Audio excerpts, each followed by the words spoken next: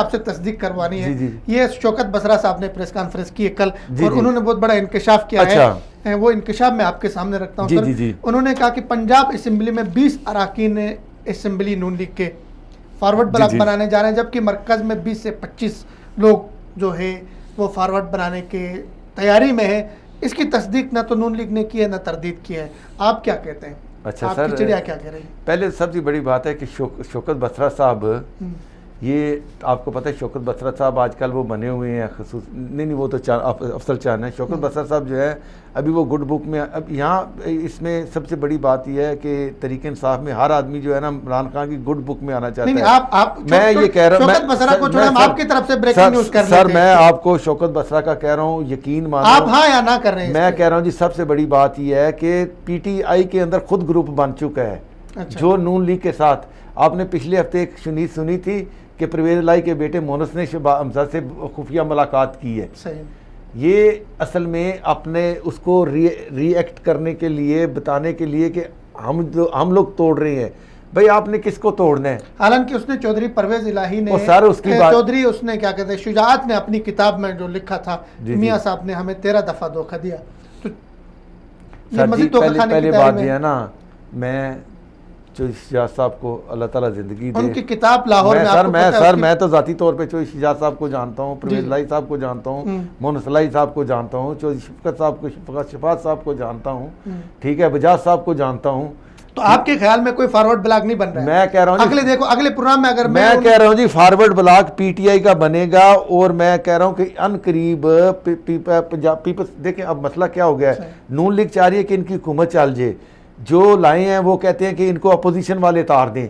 Opposition कहती है कि इनको इतना रहने दो। अपोजिशन कौन सी अपोजिशन? मौलाना फजल रहमान कह रहा है अपोजिशन बिल्कुल काम नहीं कर रही है। मौलाना मुलाकात करने के लिए गए, आप थोड़ा सब्र करें, वापस मायूस होकर आ गए। आप जरदारी पकड़ाई नहीं दे रहे हैं। हम नहीं चाहते, हम तो इसको निकालने की कोशिश ही नहीं फिलहाल कर रहे, क्योंकि हम चाहते हैं ये खुद ही ये गिर रही है, तो हमें किस लिए जरूरत है कि इसको धक्का मारने की? आप भट्ट साहब आप जानदारी से बताएं। मैं यकीन मियां साहब ने फजल रहमान साहब को मायूस नहीं किया। मैं कह रहा हूं यकीन करें कि ये हुकूमत खुद अपने आप से मायूस हो चुकी है। वो अपना क्या नाम है, वजीर खजाना बदलने के मूड में है, वो अपना वजीर पेट्रोलियम बदली करने के मूड में है। ये तो अच्छी बात है, अगर कोई वजीर अगर अच्छी कारकर्दगी नहीं दिखा रहा, सारे नहीं कर रहे ना, किसकी बताओ? वाडा साहब नहीं कर रहे। वाडा साहब तो कह रहे थे कि जी अगले हफ्ते बारिशें हो जाएंगी नौकरियों की। तो वजीर खारजा की आपने वजीर खारजा देखें, वजीर खारजा इन सब में फिलहाल जो है ना अच्छा जा रहा है। इनको अगर किसी को नंबर दिए, रेटिंग की जाए तो सबसे अच्छा वजीर खारजा जा रहा है। अब ये सारे अपनी जगह पे बयान दे रहे हैं, लेकिन हुकूमत जो है कौन कर रहा है? वहां पे जंगीर तरीन साहब हैं और एक दूसरे साहब जो है। चलें, भट्ट साहब डिनाई कर रहे हैं कि नून लीग के अंदर कोई फॉरवर्ड ब्लॉक और यकीन करें फॉरवर्ड ब्लॉक नहीं बन रहा। हम ये कह रहे हैं कि आप ये देखें कि इनको ये सिर्फ बजट तक चल जाए तो बड़ी बात है। अगर बजट के बाद तो ये वैसे भी आज यार पाकिस्तान की तारीख में पहली दफा कि पाकिस्तान का मशीर, वजीर आजम का, वजीर आला का मशीर जो है चौधरी अकरम साहब, वो बता रहे हैं कि जी दाल की कीमत 25 रुपये एक जगह बढ़ गई, चीनी के 20 से 25-30 रुपये हर चीज़ की कीमत बढ़ी है रमज़ान की वजह से। वो बता उससे महंगाई आवाम का मसला है, उस पे नहीं देखे ना, उसमें बता रहा हूँ ना ये अच्छा भाई एक रीज़न क्या बता रहा है कि जी डॉलर के साथ एडजस्ट कर रही है। अब 2 अरब रुपया उन्होंने सिर्फ रखा है ये रमज़ान पैकेज के लिए यूटिलिटी स्टोर के अंदर, जहाँ पे 1650 पहले ही गबन के केस हैं। ठीक है, मेरी छोटी बात सुन ले, अगर 2 अरब रुपया रखा है तो 2 अरब 20 करोड़ कर लो, आप 22 करोड़ भी ना करो, तो ये इसका मतलब है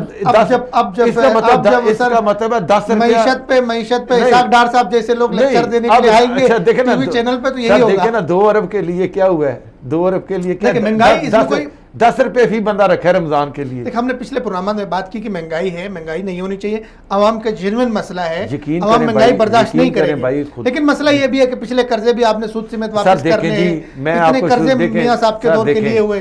सर कैद आजम साहब से लेके आज तक हर आदमी ने कर्जा लिए, अब उस सबको नहीं, अब तहरीक इंसाफ नहीं वापस करने हैं। तहरीक इंसाफ ने जितनी तेजी से कर्जे ले रहे हैं, इन्होंने तो 30 पुराने कर्जों को वापस लेने के लिए नहीं सर देखे ना, इसके कर्जे सारे ये इनके कर्जे भी किसने देने हैं? हम नहीं देने हैं।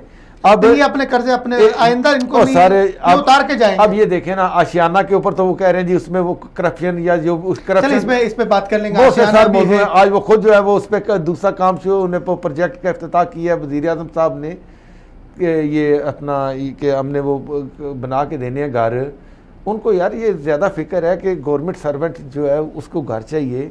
यार हम ओवरसीज पाकिस्तानियों का क्या कसूर है? ओवरसीज का मसला भी रख लेंगे। मियां साहब ने तो नहीं किया, उम्मीद रखते हैं इमरान खान साहब ओवरसीज के मसले को हल ओवरसीज के बहुत से मसाइल हैं, ओवरसीज के तो एक हमारा पूरा प्रोग्राम होना चाहिए। जो ओवरसीज पाकिस्तानी 20 अरब रुपया नगद कैश देता है बगैर किसी शरत के, ना IMF किसी चीज है। नवाज शरीफ साहब के साथ भट्ट साहब की रफाकत नहीं जी, नवाज शरीफ साहब 22 साल, लेकिन भट्ट साहब ने इन 22 सालों में ओवरसीज के मसाइल हल नहीं कराए। कोशिश करते हैं इमरान खान साहब। हर आदमी हमारा